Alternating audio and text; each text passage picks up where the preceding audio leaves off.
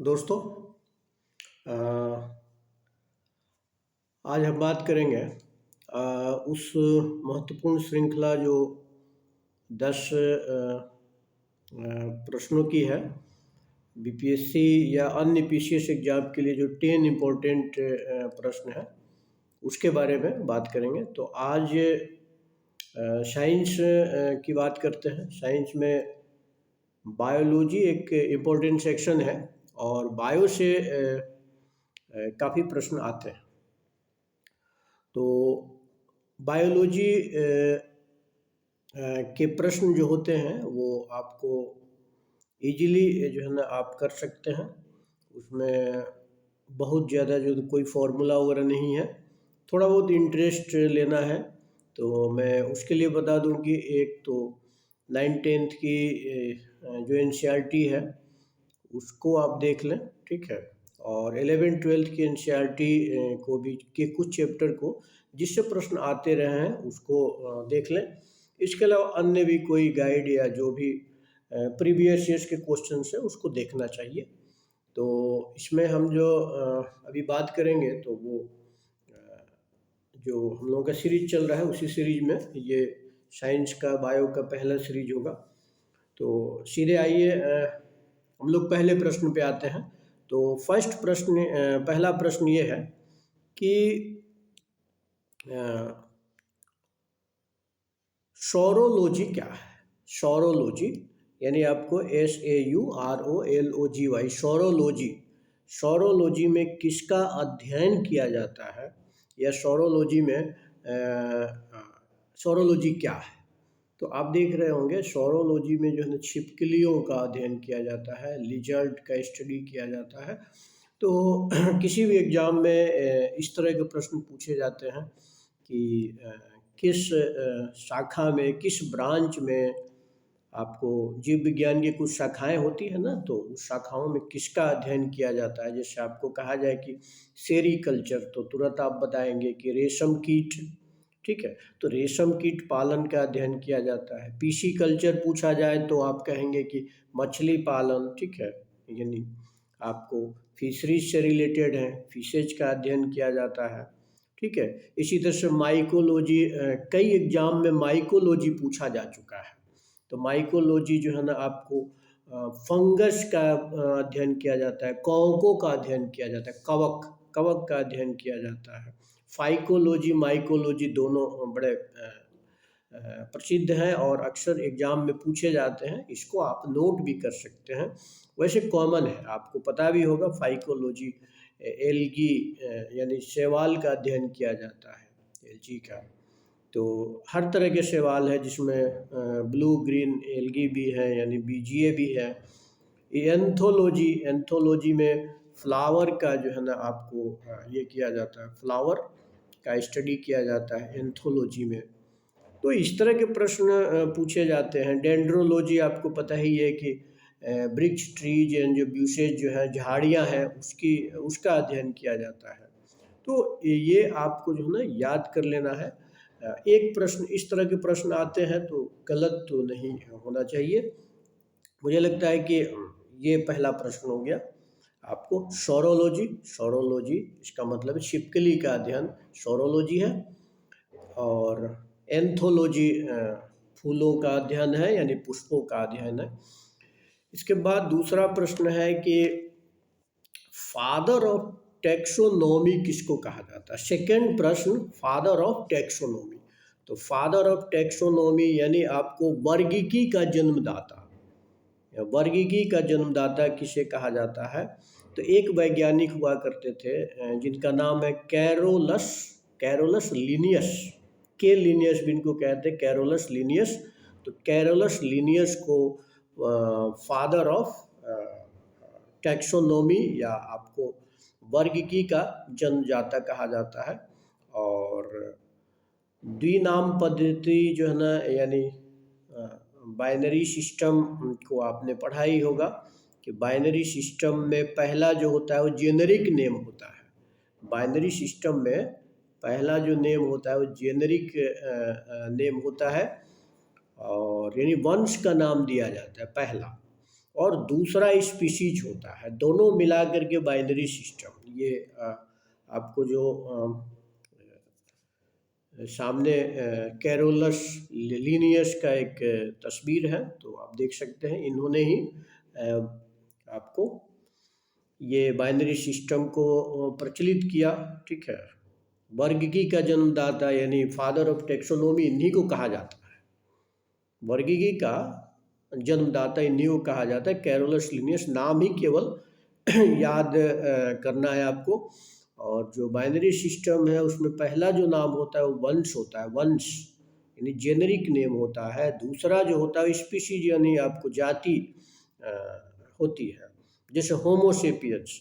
तो होमो क्या है, होमो वंश है, जेनेरिक नेम है, वंश बताता है, और स्पीशीज एक जाति है।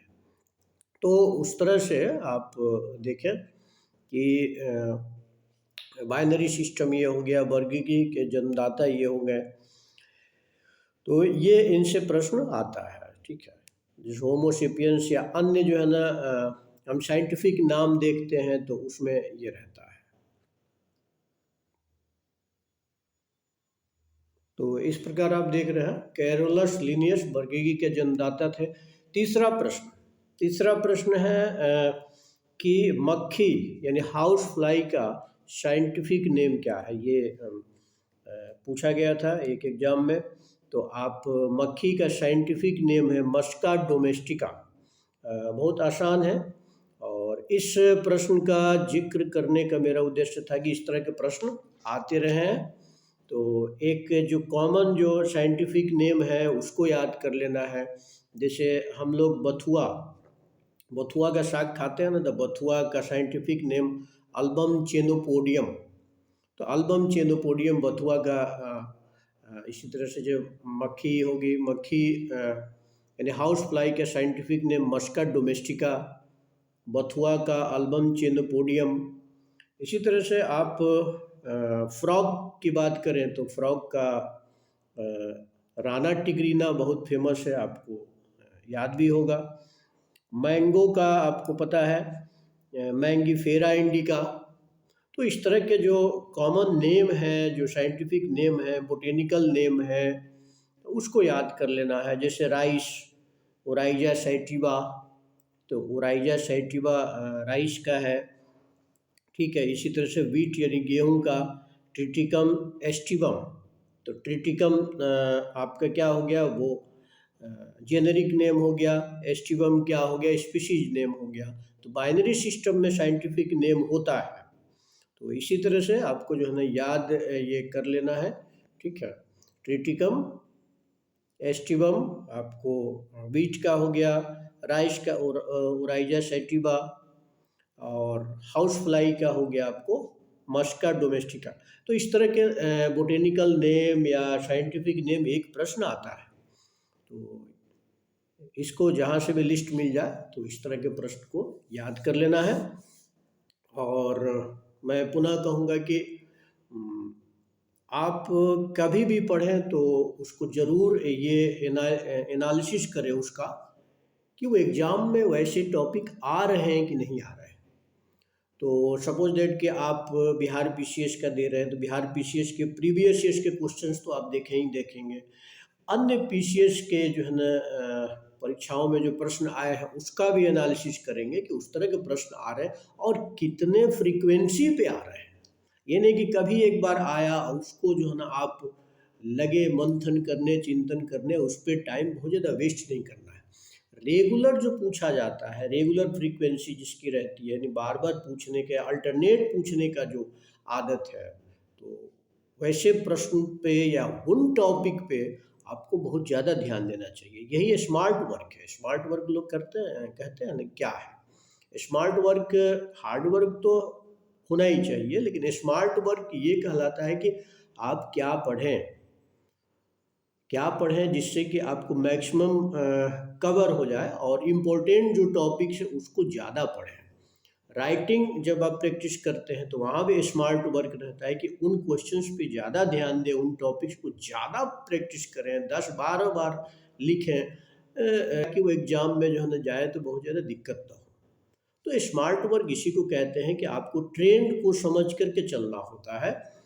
तो अगला चौथा प्रश्न है कि प्रोटोप्लाज्म, जो आपको प्रोटोप्लाज्म सेल में होता है, जब हम साइटोलॉजी का स्टडी करते हैं तो प्रोटोप्लाज्म का नामकरण किसने दिया? ठीक है, प्रोटोप्लाज्म नामकरण है, उसका नाम किसने दिया, ये एक प्रश्न कई बार एग्जाम में पूछा जाता है। तो जीव द्रव्य प्रोटोप्लाज्म को कहते हैं हिंदी में। तो जीव द्रव्य का नामकरण किसने किया? तो जे पुरकिंजे ने आपको प्रोटोप्लाज्म का नामकरण किया। और प्रोटोप्लाज्म ये आप देख सकते हैं, जे पुरकिंजे, इन्होंने ही जीव द्रव्य का नामकरण किया। अब जैसे जीव द्रव्य क्या है, मान लीजिए कि एक तरल गाढ़ा जो है ना, कलरलेस जो है ना आपका एक सब्सटेंस है, पदार्थ है, ठीक है, और सेल के अंदर होता है, ठीक है। इसको दो पार्ट में डिवाइड करें, जब भी आप एनसीईआरटी पढ़िएगा तो उसमें अच्छे से दिया हुआ है। इसको दो पार्ट में डिवाइड करें प्रोटोप्लाज्म को, तो एक होता है साइटोप्लाज्म और दूसरा होता है न्यूक्लियोप्लाज्म। तो साइटोप्लाज्म और न्यूक्लियोप्लाज्म, साइटोप्लाज्म और न्यूक्लियोप्लाज्म दोनों को अगर हम मिला दें तो हो जाता है आपको प्रोटोप्लाज्म। अब साइटोप्लाज्म जो है, जो न्यूक्लियस होता है और जो सेल मेम्ब्रेन है आप देख रहे हैं, तो वो जो उसके बीच का जो द्रव्य होता है, पदार्थ होता है, उसको हम साइटोप्लाज्म कहते हैं। और फिर न्यूक्लियोप्लाज्म जो होता है वो न्यूक्लियस के अंदर जो पदार्थ होता है, और दोनों को मिला दें तो प्रोटोप्लाज्म हो गया। यानी प्रोटोप्लाज्म इज इक्वल टू आप कह सकते हैं साइटोप्लाज्म प्लस न्यूक्लियस, दोनों मिला करके आप देख सकते हैं यहाँ पे कि साइटोप्लाज्म और जो है ना आपको न्यूक्लियस, ठीक है, दोनों को मिला दें तो क्या हो जाएगा, ये प्रोटोप्लाज्म हो जाएगा। तो प्रोटोप्लाज्म यानी जीव द्रव्य में आपको जो सेल मेम्ब्रेन है, कोशिका झिल्ली है, और केंद्र के बीच का जो आपको जो द्रव्य होता है, जो पदार्थ होता है, उसको हम कहते हैं साइटोप्लाज्म कहेंगे, यानी कोशिका द्रव्य कहते हैं। और फिर न्यूक्लियस को भी मिला दें तो प्रोटोप्लाज्म हो गया, यानी जीव द्रव्य हो गया। तो साइटोप्लाज्म और जो न्यूक्लियोप्लाज्म या फिर न्यूक्लियस, उन दोनों को मिला दें तो आपको प्रोटोप्लाज्म हो जाएगा, साइटोप्लाज्म प्लस न्यूक्लियोप्लाज्म। तो ये इसमें जैसे पूछा जा सकता है, एक प्रश्न और आता है कि आप प्रोटोप्लाज्म में सबसे अधिक क्या होता है, कौन सा एलिमेंट प्रोटोप्लाज्म में सबसे अधिक होता है? तो ये मैं बता दूं, ऑक्सीजन सबसे अधिक होता है प्रोटोप्लाज्म में, ऑक्सीजन सबसे अधिक होता है, और दूसरे नंबर पे कार्बन होता है। सबसे अधिक ऑक्सीजन और दूसरे नंबर पे कार्बन होता है। तो ये फोर्थ प्रश्न था। चौथा प्रश्न ये था कि आपको जो प्रोटोप्लाज्म का नाम किसने दिया? तो प्रोटोप्लाज्म का जो नाम दिया है वो आपको जे पुरकिंजे, जिनका तस्वीर हम लोग देख चुके हैं। पांचवा प्रश्न है कि सबसे जो है ना छोटी कोशिका कौन सी होती है? ठीक है, सबसे छोटी कोशिका यानी स्मॉलेस्ट सेल की बारे में बात करें तो वो है एक बैक्टीरिया की सेल सबसे छोटी होती है, और उसका नाम है माइकोप्लाज्म गैलीसेप्टिकम। माइकोप्लाज्म गैलीसेप्टिकम जो सेल है, उस बैक्टीरिया की सेल है, तो वही सबसे छोटी सेल है। ये आप देख सकते हैं, माइकोप्लाज्म गैलीसेप्टिकम।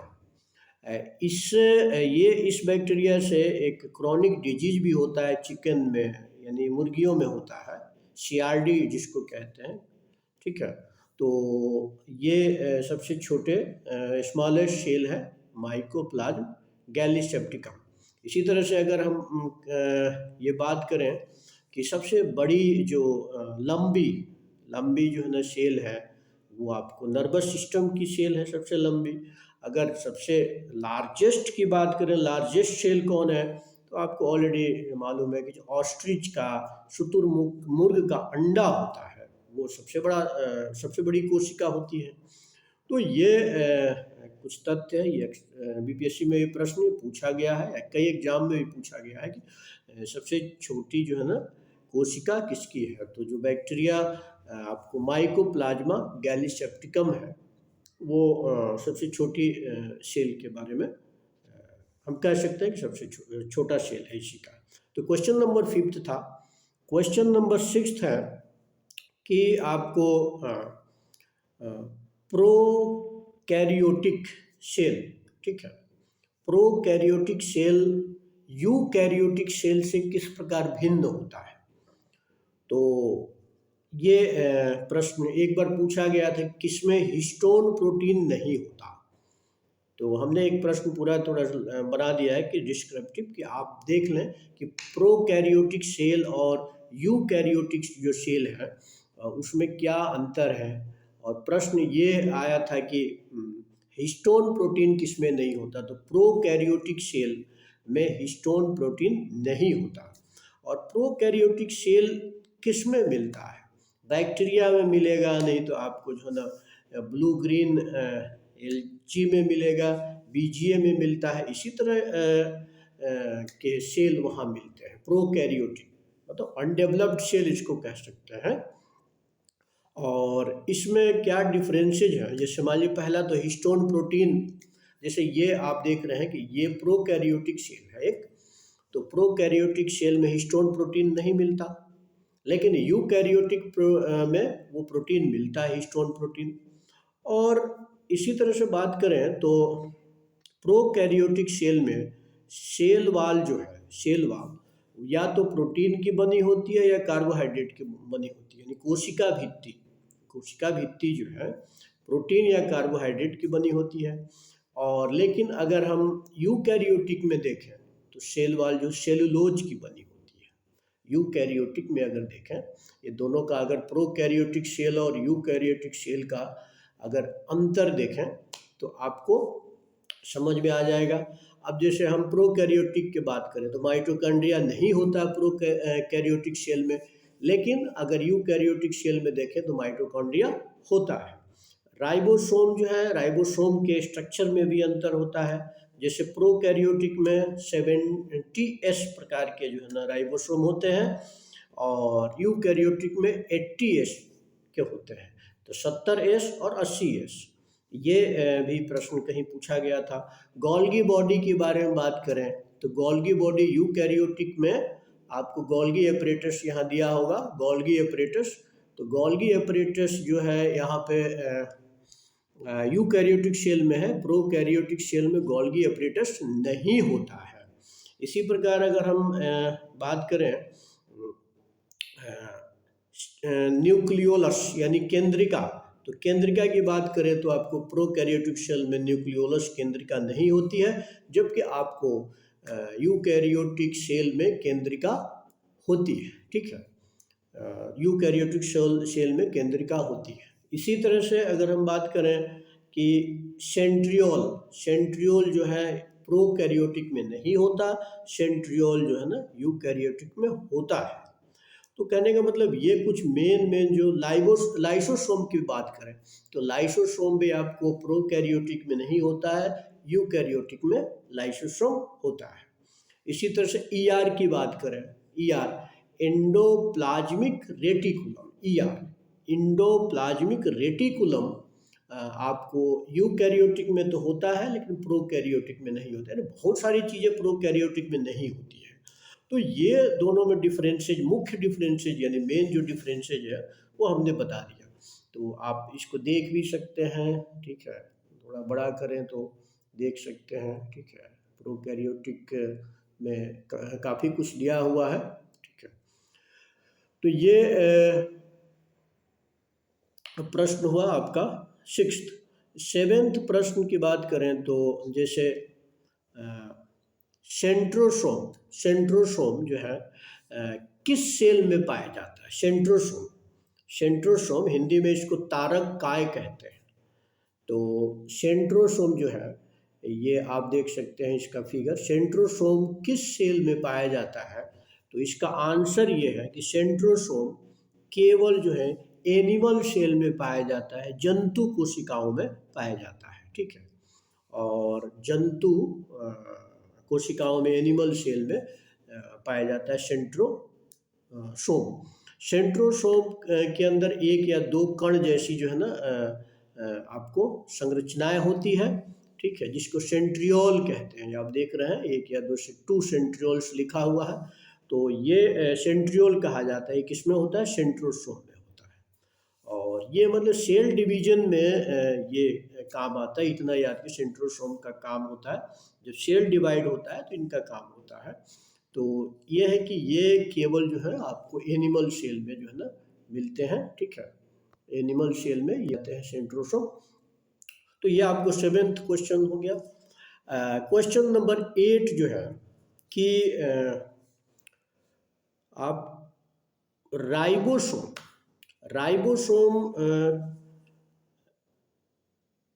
को हाँ, राइबोसोम की खोज किसने की, यानी नामकरण किसने किया? एक तरह से राइबोसोम का नाम किसने दिया? तो राइबोसोम का नाम जो है पैलेड ने दिया था, ठीक है। तो पैलेड PALADE, पैलेड ने राइबोसोम का नाम दिया था, पैलेड, ठीक है। तो राइबोसोम का नाम जो है ना पैलेड ने दिया था। आप यहाँ पे देख सकते हैं कि ये एक फिगर है एंडोप्लाज्मिक रेटिकुलम का, ER का, और बगल में आपको राइबोसोम दिखाई देगा, ठीक है। तो 2 तरह के ER होते हैं, एक तो रफ एंडोप्लाज्मिक रेटिकुलम होता है और एक स्मूथ एंडोप्लाज्मिक रेटिकुलम होता है। तो रफ वाले पे राइबोसोम मिलते हैं, लेकिन जब इधर आप देखेंगे स्मूथ एंडोप्लाज्मिक रेटिकुलम है, वहाँ पे राइबोसोम नहीं मिलता है। और राइबोसोम का नाम दिया था पैलेड ने, पैलेड नामक साइंटिस्ट ने राइबोसोम का नाम दिया था। और ये इसको हम फैक्ट्री ऑफ प्रोटीन भी कहते हैं। राइबोसोम को क्या कहते हैं? फैक्ट्री ऑफ प्रोटीन भी होता है। ये राइबोसोम या तो ER पे होता है, रफ ER यानी रफ इंडोप्लाज्मिक रेटिकुलम पे होता है, या फिर फ्री स्वतंत्र रूप से भी होता है। तो आप यहाँ देख सकते हैं राइबोसोम का स्ट्रक्चर है, ठीक है। और ये फैक्ट्री ऑफ प्रोटीन भी कहा जाता है। RNA नामक एसिड और प्रोटीन का बना होता है, ठीक है। RNA राइबो न्यूक्लिक एसिड और प्रोटीन का बना होता है। यानी प्रोटीन, इसका काम क्या है आप पढ़े भी होंगे, क्योंकि बहुत कॉमन ये प्रश्न है। इसका काम प्रोटीन सिंथेसिस करना है, प्रोटीन संश्लेषण करना है इसका काम। और पैलेड महोदय ने इसका नामकरण भी किया था, पैलेड ने। ये आप देख सकते हैं जॉर्ज एमिल पैलेड इनका नाम है। इन्होंने इसका जो है नामकरण किया था, जॉर्ज एमिल पैलेड पूरा नाम इनका है। तो ये राइबोसोम से रिलेटेड क्वेश्चन नंबर 8 था कि राइबोसोम को किसने इसका नाम दिया था, और इसको फैक्ट्री ऑफ प्रोटीन भी कहा जाता है। क्वेश्चन नंबर 8 हो गया। क्वेश्चन नंबर 9 है कि माइटोकॉन्ड्रिया का नामकरण, ठीक है, किस साइंटिस्ट ने किया था, ठीक है। तो वो है अल्टमैन ने आपको माइटोकॉन्ड्रिया का जो है ना नाम दिया था। ये आपको अल्टमैन का फोटो है, ठीक है। अल्टमैन ने इसकी खोज भी की थी और जो है ना इसका नाम भी दिया था। और माइटोकॉन्ड्रिया क्या है? उसको पावर हाउस भी कहते हैं। माइटोकॉन्ड्रिया पावर हाउस है, या कोशिका का एक तरह से श्वसन स्थल कह सकते हैं, रेस्पायरेशन प्लेस कह सकते हैं, श्वसन स्थल है कोशिका का। और ये ऑक्सीडेशन कहाँ होता है? कार्बनिक पदार्थों का ऑक्सीडेशन माइटोकॉन्ड्रिया में ही होता है, और इसको हम जो है power house of the cell कहते हैं। और इससे जो एनर्जी, इसके बाद जो ऑक्सीडेशन के बाद जो एनर्जी प्रोड्यूस होती है, तो एटीपी के रूप में जो है ना एनर्जी होती है। आप देख सकते हैं यहाँ पे माइटोकॉन्ड्रिया का फिगर देख सकते हैं, ठीक है। माइटोकॉन्ड्रिया का फिगर आप देख सकते हैं। तो ये भी एक प्रश्न है कि आपको इससे कौन जुड़ा हुआ है, अल्टमैन जुड़े हुए हैं, अल्टमैन ने इसका नामकरण किया था। और क्वेश्चन नंबर ये 9 हो गया। क्वेश्चन नंबर 10 है कि जो है ना प्लास्टिड के बारे में आप क्या जानते हैं, यानी लवक क्या होते हैं। तो प्लास्टिड मुख्यतः 3 प्रकार के होते हैं प्लास्टिड। और प्लास्टिड किस में पाए जाते हैं, प्लांट सेल में ही पाए जाते हैं। प्लास्टिड जो होते हैं वो प्लांट सेल में ही पाए जाते हैं, ठीक है। प्लास्टिड जो होते हैं वो प्लांट सेल में ही पाए जाते हैं। आप देख सकते हैं कि पहला जैसे ये रेड कलर का जो बीच में दिख रहा है रेड कलर का, वो है आपको क्लोरोप्लास्ट। और साइड में जो रेड कलर का दिख रहा है वो क्लोरोप्लास्ट है। उसके बाद जो बीच में ग्रीन कलर का दिख रहा है वो है ये क्लोरोप्लास्ट है ग्रीन कलर का, और रेड जो है क्रोमोप्लास्ट है। और साइड में यानी राइट साइड में जो ब्राउन कलर का दिख रहा है ये आपको ल्यूकोप्लास्ट है। तो क्रोमोप्लास्ट, उसके बाद बीच में क्लोरोप्लास्ट और फिर ल्यूकोप्लास्ट। ये मुख्यतः 3 प्रकार के प्लास्ट है जिनको प्लास्टिड कहा जाता है। ये लवक होते हैं और कलर इसी के आधार पे कलर डिसाइड होता है। जैसे आप देखिए कि क्रोमोप्लास्ट तो ये रंगीन होते हैं, क्रोमोप्लास्ट रंगीन होते हैं।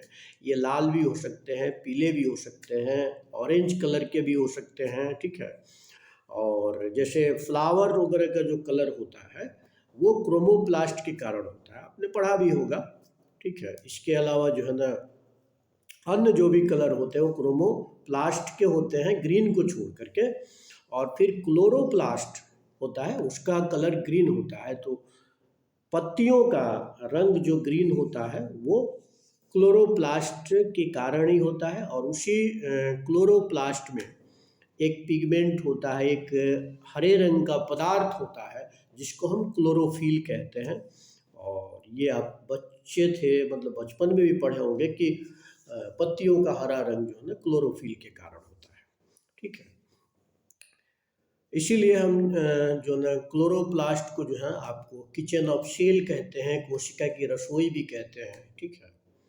और लेकिन पत्तियों में जैसे पीला रंग होता है, पत्तियों में पीला रंग होता है तो कैरोटीन के कारण होता है। ये प्रश्न आपके एग्जाम में कई बार पूछा गया है कि कैरोटीन पीला रंग किसके कारण होता है, कैरोटीन के कारण होता है।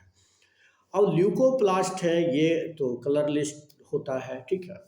और पौधों के उन भागों में पाया जाता है जहाँ पे सनलाइट नहीं जाता, वहाँ पे जैसे रूट जड़ में, भूमिगत जो भी अगर भूमिगत यानी ग्राउंड अंडरग्राउंड कोई पार्ट है, रूट है, स्टेम है, तो वहाँ पे ल्यूकोप्लास्ट होता है।